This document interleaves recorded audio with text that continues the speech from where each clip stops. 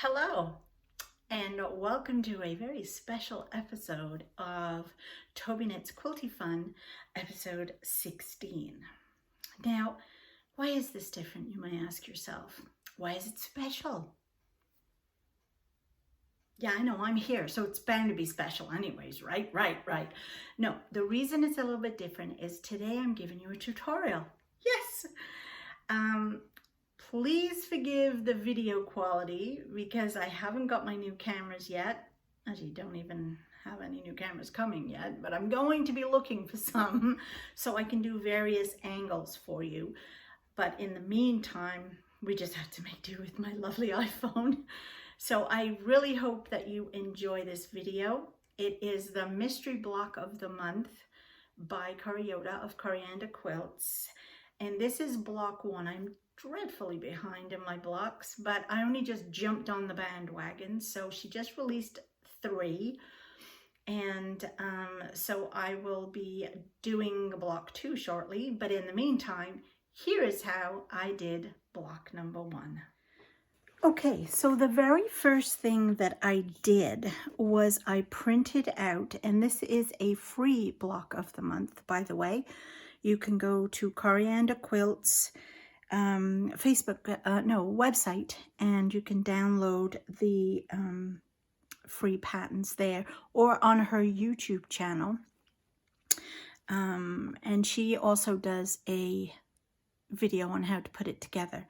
So what I did was, because I did not have all the fabric I needed for the Beautiful Day, I did not get the fat quarter bundle, which I think has like, I don't know, 30 or 40 different fabrics in it.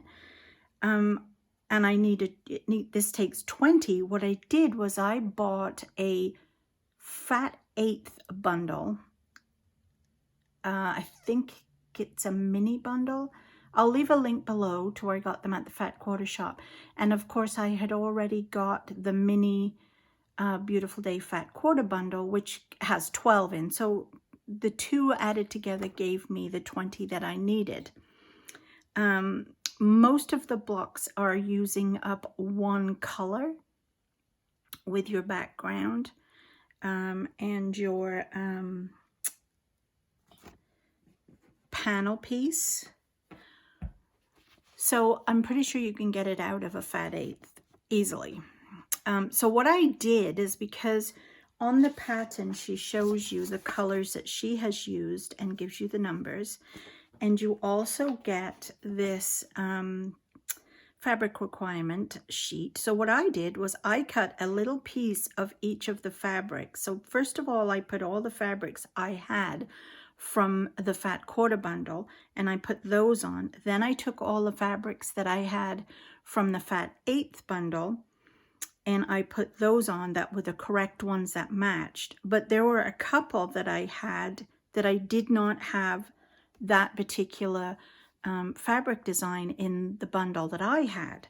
So I tried to look at it and see, okay, well, of the 4 or 5 I had left, I decided to use different colors. So you can see this, where is it? Let's see. This one here was meant to be a pink check like this. So I just used another pink. And then this particular one here, so this one, and this one, and I think there's one more, are actually from another line altogether, but still a Corey Yoder line. They were from Cozy Up, but it was still supposed to be a gray. This is a little darker, and this was a gray, so I used this one. So I think it's going to work out lovely. I don't think it's going to be an issue. So that's what I did first of all. So then I'm taking the first block, and where it tells you the colors that you need, I check my chart first, and I realized, okay, I don't have that one. It's supposed to be this one.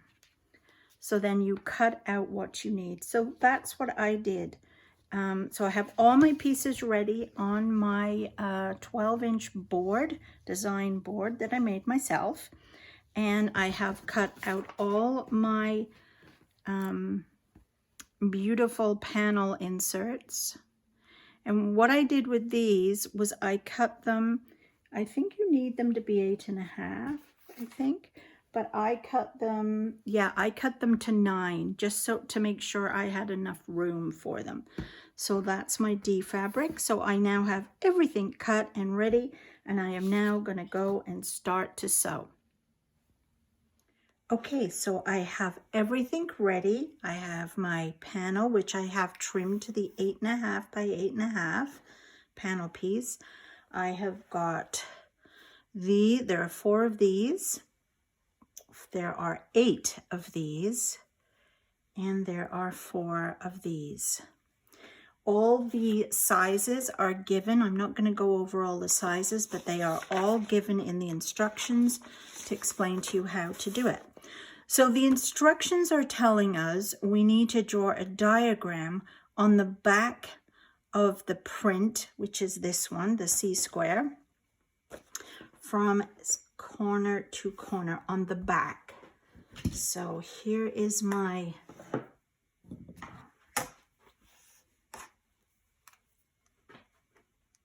I'm just trying to make sure it's all in frame still. I am just going to put it from the corner to the corner, and this is a friction pen, and it will come out when it's ironed. So on the back of each one of these, oops, I am just going to draw a line.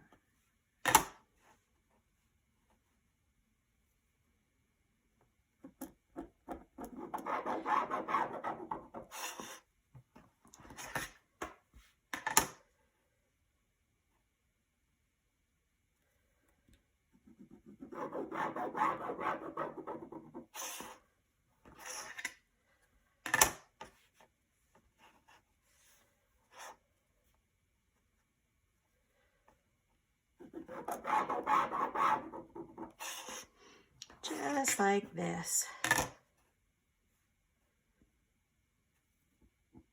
This is a nice ruler. I like this particular ruler. It's a Creative Grids ruler. So on one side it has like, it's not sticky, but it's something. So it makes the ruler stay still. The ruler doesn't move or slide on your fabric. And this is a really nice size one because it's 2.5 by 12.5. So it's what I use a lot with jelly rolls or making small trims or cuts when you don't have a tank and great big ruler. Okay, so we have done that. The instructions then tell us they want us to take our big piece, our A rectangle, and we are going to place, so if you see on the instructions where this dotted line is, this is the line you have just drawn. So they want you to put it from one corner to another. I will then pin that in place. And I am going to do it to all 4 because we have to make 4 of these. So just make sure that your line is going the way it's supposed to and it all lines up.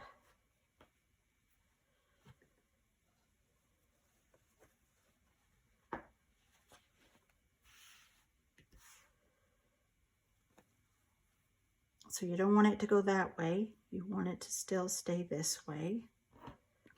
And all of it lines up so you don't see the white underneath poking out anywhere. Put a pin there. And here is the last one. And then I'm going to take this over to the sewing machine, and using this foot, which is an open toe foot that clips on, I am going to just literally sew all the way down that line on each one of those, and I'll be right back. Okay, so I'm back and they are all stitched, and you can see I used a 1.6 stitch length.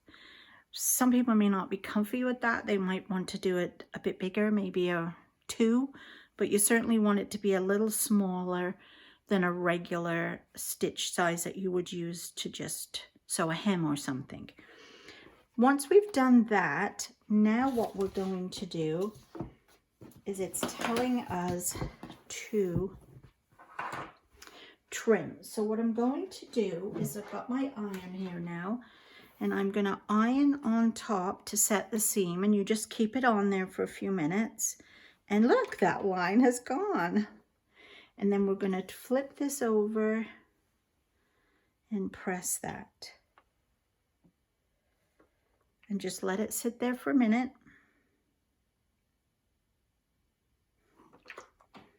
And look how pretty that looks. You're not really supposed to see anything under this edge here.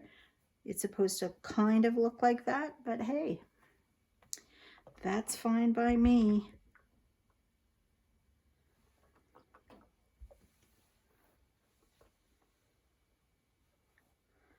Just give that a nice press.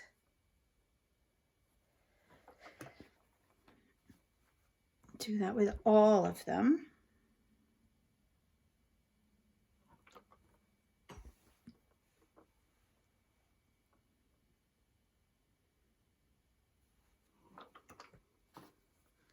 I hope you guys all had a nice Easter weekend last weekend.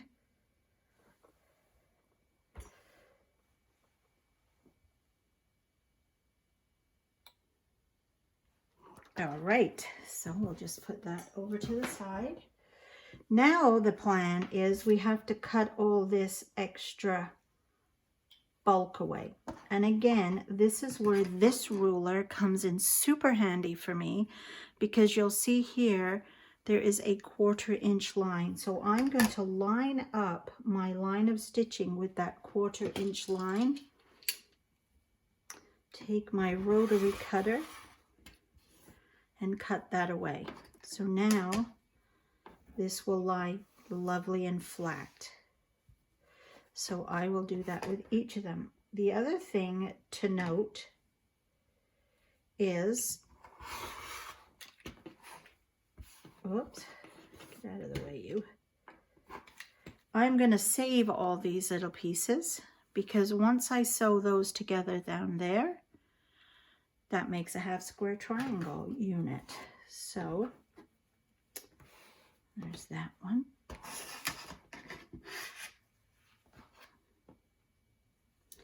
And I can make a scrappy bag or something out of it.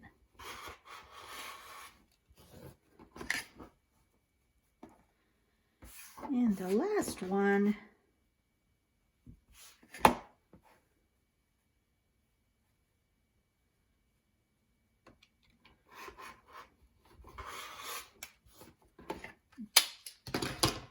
done.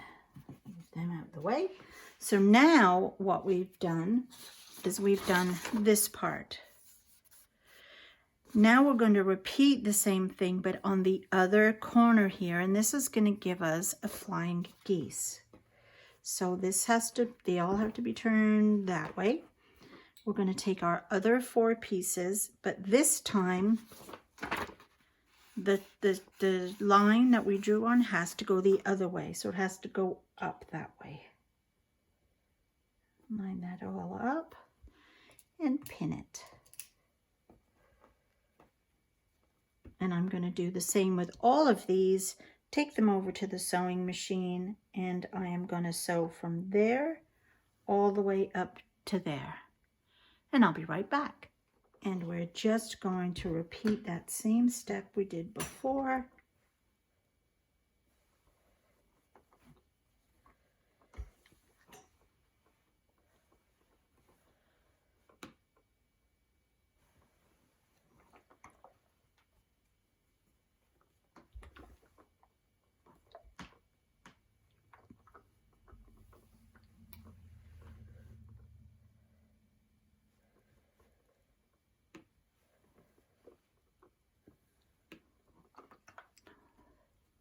have never made flying geese this big, and I've never normally,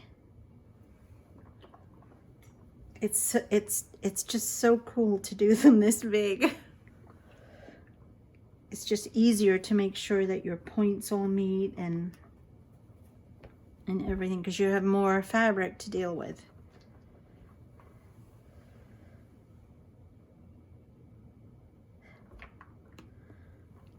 Okay, those are done, and so now we are going to repeat our other step of cutting them all off.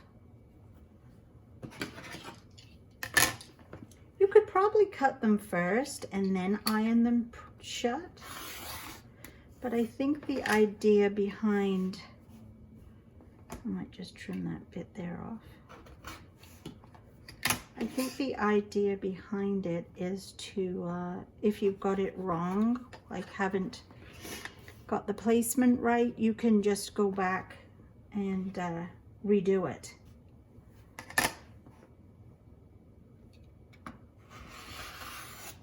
Hopefully my head isn't getting in the way here.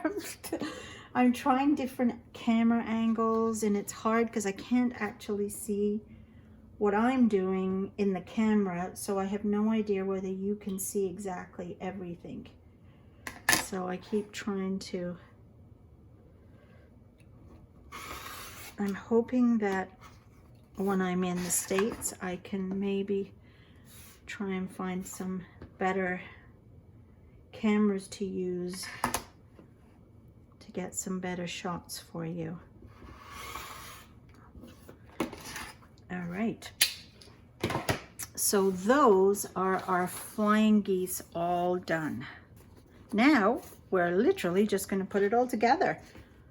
It's such a super easy, quick piece to do. Okay, so this is going to be our center. And then we are going to have, according to this, we have to make sure that our flying geese are that way and not that way. So all of the colored pieces are going to touch the inner square like this. Just like that. And then those remaining 4 white pieces that we had will just go up into each corner like that. Now, because this is the bigger section, I actually like to stitch the middle first. So the way I'm going to do that is I'm going to take this piece, flip this over like that, line up my 2 edges, make sure those edges are lined up, and pin it.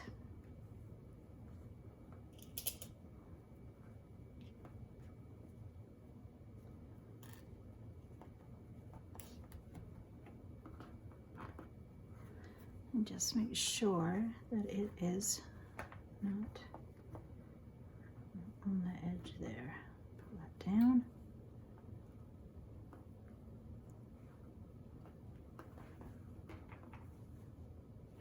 And I am going to change my foot, and I am going to use this. And this is a 1/4 inch foot. Again, it just clips on there, and it has this little guide. And what you do is when it's in your sewing machine, you run the guide right on the edge of your fabric, and then where the needle will go down in this little hole is exactly a 1/4 inch. And by lining that up and following that straight line, you will get a good 1/4 inch. So I'm going to go do that. And actually, while I'm there, I think I'll do this one too. So I'm going to line these 2 up like I did before and pin these.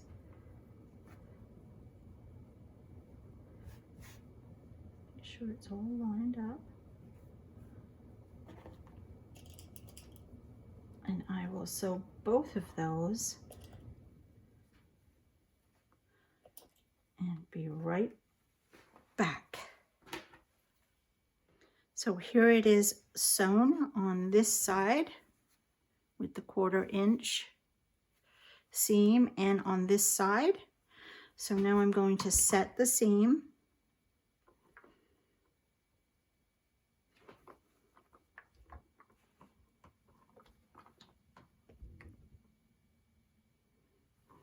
And then press them. Now they have to go a certain way. So they have to come inside. So the seam has to be facing into the middle. So I like to do that better by turning it over.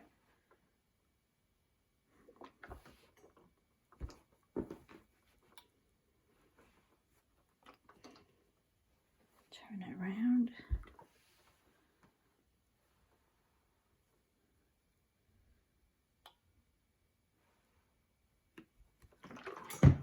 So when I turn that now, that should be nice and flat. There. Okay, let's move this out of the way. And so that one is going to now go there. So now I'm going to just sew these two together.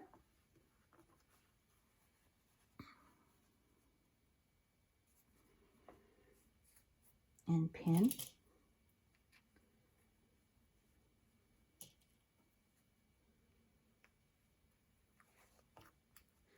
And these two together, right sides together.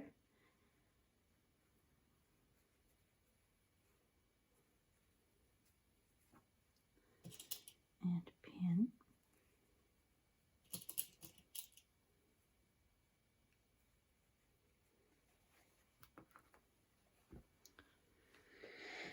And then the other side will have them on too. So we might as well do them all at once. Make it easier. There's that one and that one. I will go and sew them with my 1/4 inch seam and be right back. Okay, so those have been sewn and pressed, and you'll notice that these I pressed to this side. So I set my seam and then I opened it and pressed them that way. And so these are both going out, these are going out, and this is coming in. And the reason we do that is because now we have to sew this whole strip to the top of that, and we want to match these seams up with these seams. And if they're both going the same way, we get a big clump of fabric, which is hard on the machine. So I'll flip this over so you can see. So my plan, and I always start at this, I don't start here and then try to fuss it in. I always start here because I want these two lines to meet. And you'll see, because the seams are going different way, they snug into each other. So I can then just pin that like so. And you'll see, sorry, it's hard to do it up in the air like that, that now those two will meet. If I turn this over a little bit, you can see that they will meet. Now I can place a pin over here at this side. Now I'm going to come back to this part, and again, same thing. I want those two to meet one another, and they're both going the different way, the seams, so there's not going to be a big clump underneath. Double check, yeah. Now I can pin this edge.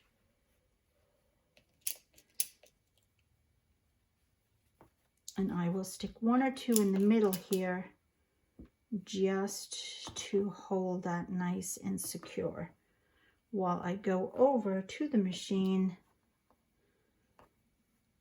and stitch along this edge.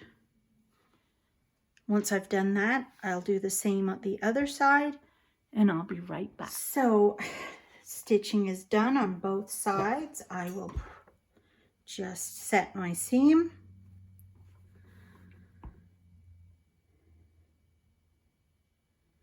This is so that the stitching relaxes. The thread will relax, and then we can press out and just hold it there for a minute.